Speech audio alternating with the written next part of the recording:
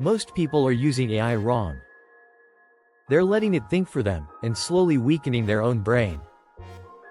But there's a small group of people using AI to do the opposite. They're learning faster, thinking deeper, and compounding intelligence. Here's how they do it.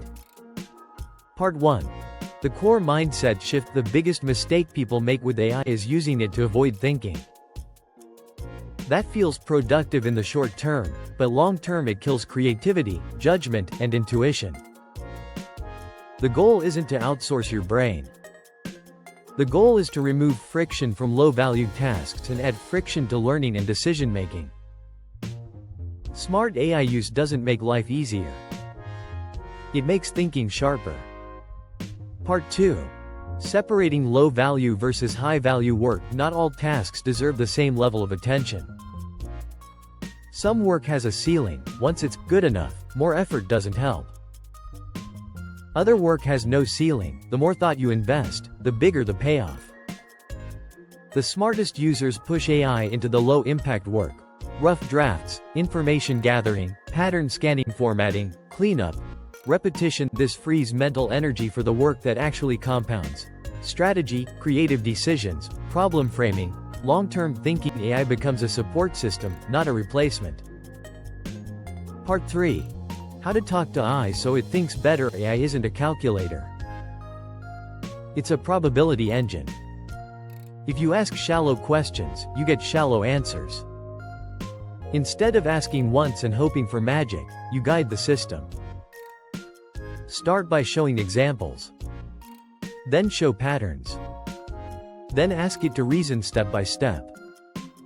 At the highest level, you don't use one AI, you create roles.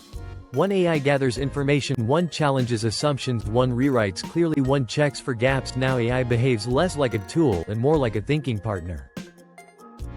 Part 4. Using AI to train your brain, not baby it. Most people use AI like zero gravity for the mind. They summarize books. They auto-write responses. They skip the struggle. That feels efficient, but learning dies without resistance. The smarter approach is to treat AI like a spotter at the gym. You attempt the thinking first. Then AI increases difficulty. Start simple. Then raise the bar. Test basic understanding, challenge logic, pressure test decisions, simulate real-world pushback. Your brain grows from effort, not shortcuts. Part 5. Why ego kills learning. The fastest learners aren't the smartest people in the room.